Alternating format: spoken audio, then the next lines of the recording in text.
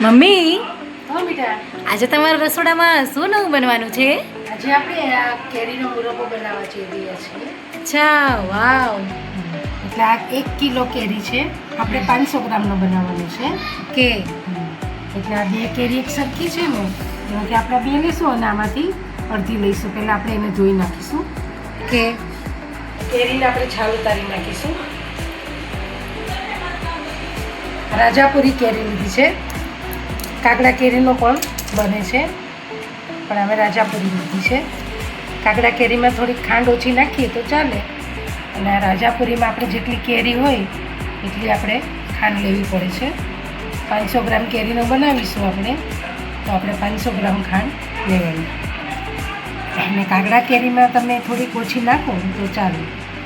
આ તમારે સામે 500 ગ્રામ કેરીમાં 500 ગ્રામ ખાંડ નાખો એટલે માપે થાય. જો તમારે વધારે મીઠું ખાવું હોય તો થોડીક વધારે નાખી દેવાની. આપણે જેવું ખવાતું હોય એ પ્રમાણે વધારે મીઠું ખવાય તો. પણ મમ્મી, મુરબ્બો તો સરસ ખાટો મીઠો જ મજા આવે ને ખાવાની. હા, એટલે 500 ગ્રામ કેરીમાં 500 ગ્રામ ખાંડ બરાબર જ થાય. ઓકે, મતલબ કોક વધારે ગળ્યો પણ ખાતા હોય. હા, એ તો થોડીક વધારે ખાંડ નાખી શકે છે. મમ્મી, મસાલાવાળો બનાવવાના? હા, મસાલાવાળો એટલે આપણે થેપલા જોડે, શાક રોટલી જોડે, બધા જોડે સરસ લાગે છે. ફરાળમાં પણ ખવાય જ નહીં. આપણે લીલું મરચું ખાઈએ, એમાં લાલ મરચું આવશે. કેરી છોલાઈ ગઈ છે, હવે આપણે આને છીણી લઈશું. આ ખમણીથી તમે ગમે તે ખમણીથી ખમણી શકો છો.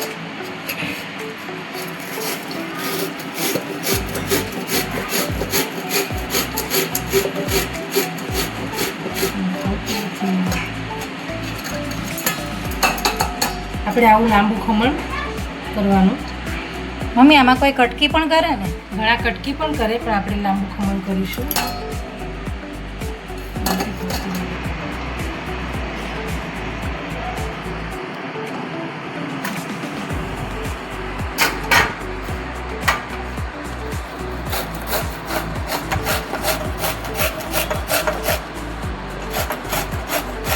આપણે 500 ગ્રામ કેરીનું ખમણ રેડી થઈ ગયું છે. આપણે ઇન્સ્ટન્ટ બનાવવાનો છે, ચાસણીવાળો નથી બનાવવાનો, એટલે તડકા છાયાનો નથી બનાવવાનો, ઇન્સ્ટન્ટ બનાવવાનો છે. આપણે એમાં થોડુંક ટેસ્ટ મુજબ મીઠું નાખીશું. મસાલાવાળો કરવો છે ને એટલે થોડીક હળદર નાખીશું. હવે આપણે એને મિક્સ કરી દઈશું.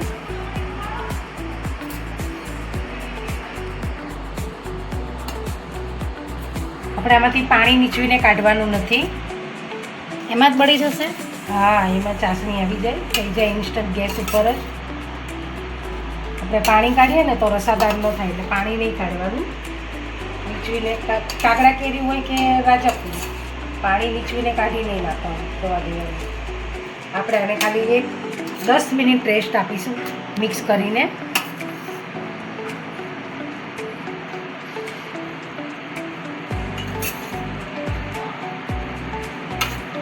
આપણે મિક્સ કરીને 10 મિનિટ રેસ્ટ આપીશું. જો ફ્રેન્ડ્સ, આપણે આમાં કેરીનું ખમણ છે, એમાં પાણી છૂટી ગયું છે, પણ આપણે નીચવીને કાઢવાનું નથી. આપણે ઇન્સ્ટન્ટ બનાવીએ છીએ. પાણી કાઢી નાખીએ ને તો આમ સરસ રસાદાર ન બને, એટલે આપણે પાણી નથી કાઢવાનું, બધું આમનું રાખવાનું છે. હવે આપણે આમાં લઈ લઈશું. જેમાં બનાવવું છે ને એમાં ટ્રાન્સફર કરી દઈશું.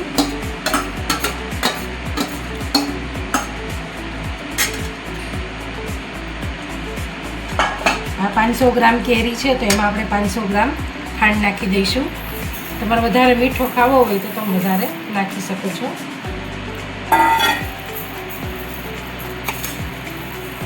અને આપણે આમાં લાવશું ને એટલે તરત જ ખાંડ ઓગળી જશે. હમણાં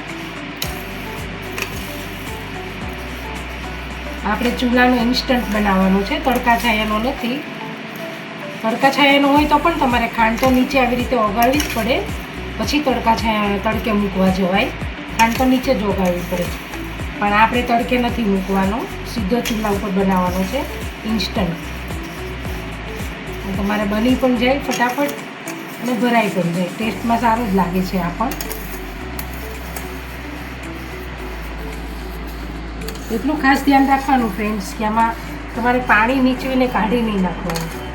કાકડા કેરી હોય કે રાજાપુરી હોય, પાણી કાઢો ને તો રસાદાર જે બનવો જોઈએ ને એ ન બને. એમાં ને એમાં એનું પાણી રહેવા દો ને તો મીઠાશ પણ રહી અને મુરબ્બો છે ને આપણો રસાવાળો બને સરસ.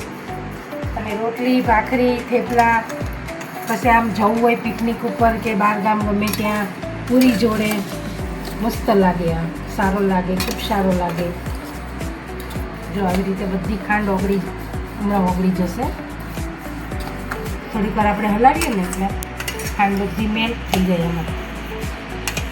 અને આપણે ધીમે ગેસ જ બનાવવાનો છે, આમાં ફાસ્ટ ગેસ રાખવાનો પણ નથી. બહુ વાર પણ નહીં લાગે, તરત થઈ જાય છે આ.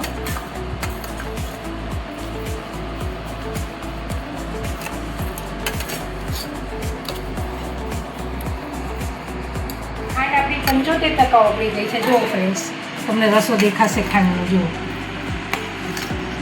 હવે આપણે એને ધીમે ગેસે મૂકી દઈશું. પેલું આપણે ડાયરેક્ટ મૂકીએ ને તો ખાંડના ગાંઠા ગાંઠા થઈ જાય અને આ થોડીક ઓગળી જાય ને તો સારું પડે. અને આપણે ધીમે ગેસ જ બનાવવાનો છે, આપણે ધીમો ગેસ જ રાખીશું.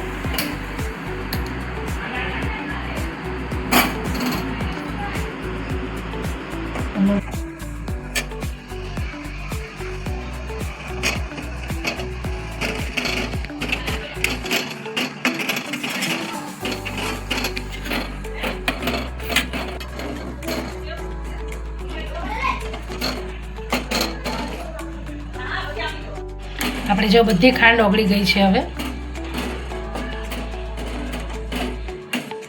ધીમે ધીમે બધું મેલ્ટ થાય છે. આપણે એમાં ચાસણી લેવાની છે 1 તારની, એટલે રસાવાળો પણ રહે અને આને કંઈ કશું થતું નથી. તમારે આખું વરસ તમે સ્ટોર કરી શકો છો. ફ્રીજમાં રાખવો પડે મમ્મી? ના ના, ફ્રીજની કંઈ જરૂર નહીં, બહાર જ રહે, કશું ન થાય આને. અચ્છા, હવે આપણે છીણ કર્યું છે, કટકી કરીને પણ કરી શકાય. ઝીણી ઝીણી એકદમ કટકી કરીને પણ તમે આવી રીતે બનાવી શકો. અને ચાસણી લેવાની હોય? હા, આમાં ચાસણી તો લેવી જ પડે ને બેટા.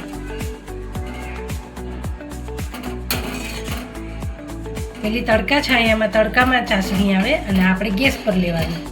ચાસણી તો લેવી જ પડે. આપણે કેટલા તારની ચાસણી લેવાની હોય? ખાલી એક જ તાર આમ થાય એટલે થઈ જાય. પણ ધીમા ગેસે ટૂંકમાં આપણે બનાવવાનું. આમાં છે ને બહુ ઉતાવળ ન કરાય, ફાસ્ટ ગેસમાં નહીં બનાવવાનું, ધીમા ગેસે જ બનાવવાનું છે. હંમેશા આપણે ખાંડની ચાસણી તો ધીમા ગેસે જ બનાવવાની હોય.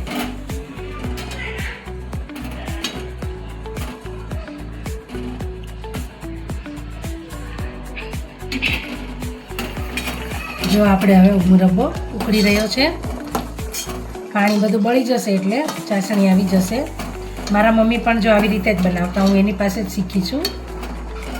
એ આવી રીતે ગેસ ઉપર જ બનાવતા.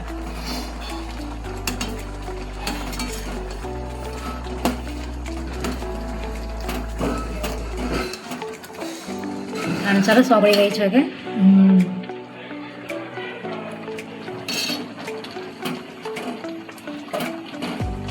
સુગંધ પણ આવી રહી છે.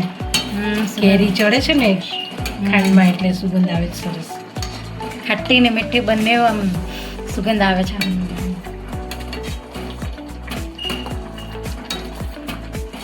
મીઠો વધારે ખાવો હોય તો આપણે થોડીક ખાંડ વધારે નાખી દે. ના ખાટો મીઠો થશે.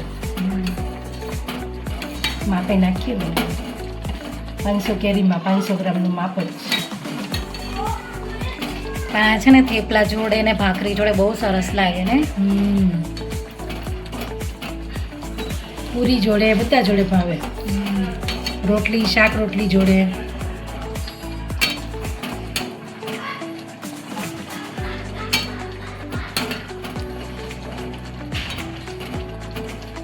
તડકા છાયાનું બનતા પણ વાર લાગતી હશે ને? એમાં તો અઠવાડિયું આપણે તડકામાં મૂકવો પડે, રોજ ધાબે મૂકવો પડે, સાંજે લાવીને હલાવવો પડે, પછી પાછું બાંધવું પડે તપેલાને મોઢું. અને આમાં તમારે કાંઈ ઝંઝટ નહીં, ઇન્સ્ટન્ટ તમે 1-2 કલાકમાં ઠરી જાય ને બરણીમાં પણ ભરી શકો. એ આપણે અઠવાડિયા સુધી જે ઝંઝટ થાય એ આમાં એ કંઈ ના થાય.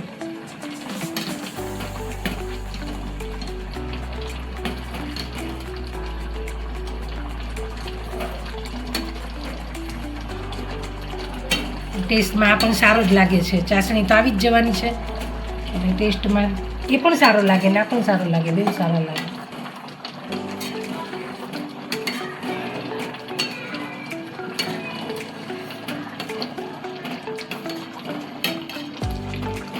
આપણે થોડોક રસાવાળો રાખવો છે એટલે બહુ ચાસણી નહીં લેવાની, 2 તારની નહીં લેવાની. ટૂંકમાં થોડીક તો ખાંડ પાકવી જ જોઈએ.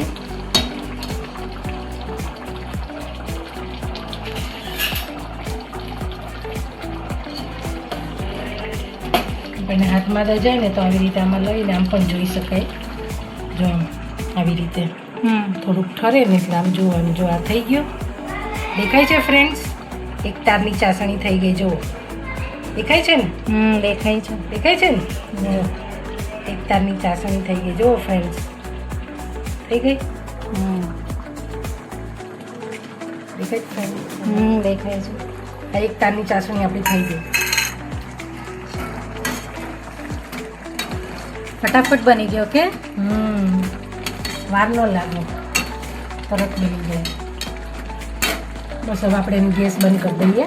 થોડો રસાવાળો રાખવો છે ને આપણે, હે ને? રસાવાળો હોય તો મજા આવે. પેલો વધારે ચાસણી થાય ને હા તો પછી કડક થઈ જાય. કડક થઈ જશે. અને આપણે સહેજ રસાવાળો હોય ને તો રોટલી જોડે, પૂરી જોડે, થેપલા જોડે મસ્ત લાગે. રસાદાર થયો છે. જો ચાસણી પણ આપણી આવી ગઈ છે.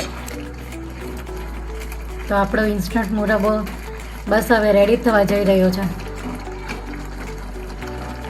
આપણે અંદર મસાલા નાખવાના છે ને બહુ? હા, તજ, લવિંગ નાખીશું ને આપણે, એનાથી ટેસ્ટ સારો આવે.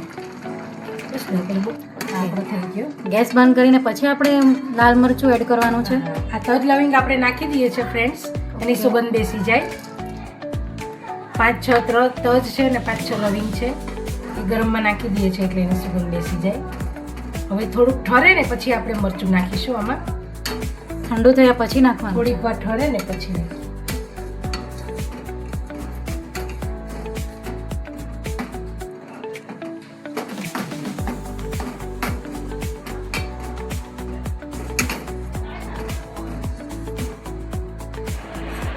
જો ફ્રેન્ડ્સ, આ આપણો મુરબ્બો પંખા નીચે રાખ્યો તો ઠંડો થઈ ગયો છે. હવે આપણે એમાં મરચું, આપણે જેવું તીખું ખાવું હોય એ પ્રમાણે આપણે મરચું નાખી શકીએ છીએ. આ 1 ચમચી મરચું છે. આપણે હલાવીએ, એવું લાગે કે ઓછું લાગે તો નાખવાનું. ઘાટો પણ થઈ ગયો ને સરસ થઈ ગયો છે. જો એકદમ રસાવાળો થયો. હવે મરચાંની જરૂર તો નથી લાગતી. આપણે જેવું તીખું ખાવું હોય એ પ્રમાણે બનાવવાનો. મસાલાવાળો છે એટલે આટલું નાખી દઈશું આપણે. કલર પણ પકડી લે અને સેજ તીખો ને એવું સરસ બની જાય. જો માપે થઈ ગયો, ઘાટો પણ મસ્ત થઈ ગયો. ઇન્સ્ટન્ટ આ આપણો મુરબ્બો મસાલાવાળો થઈ ગયો ને રસાદાર ફ્રેન્ડ્સ. કેવો મસ્ત બની ગયો. જુઓ, તજ ને લવિંગ નાખેલો. આપણે હવે સર્વિંગ બોલમાં કાઢી લઈશું. આ આપણો મુરબ્બો રેડી છે. કેટલો મસ્ત બન્યો છે. સુગંધ સરસ આવે છે ને રસાદાર બન્યો છે ફ્રેન્ડ્સ. ઇન્સ્ટન્ટ.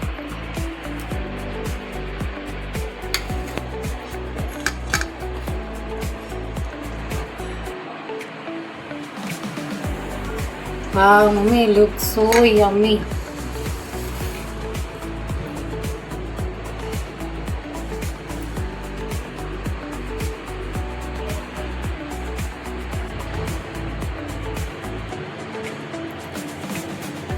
ફ્રેન્ડ્સ, આ કેરીનો મુરબ્બો રસાવાળો મસાલાવાળો રેડી છે. જો તમને અમારો વિડીયો ગમ્યો હોય તો શેર કરજો, સબસ્ક્રાઈબ કરજો, લાઈક કરજો અને બેલ બટન દબાવવાનું તો ભૂલતા જ નહીં. હવે ફરી મળીશું આપણે નેક્સ્ટ વિડીયોની સાથે. Okay, bye bye.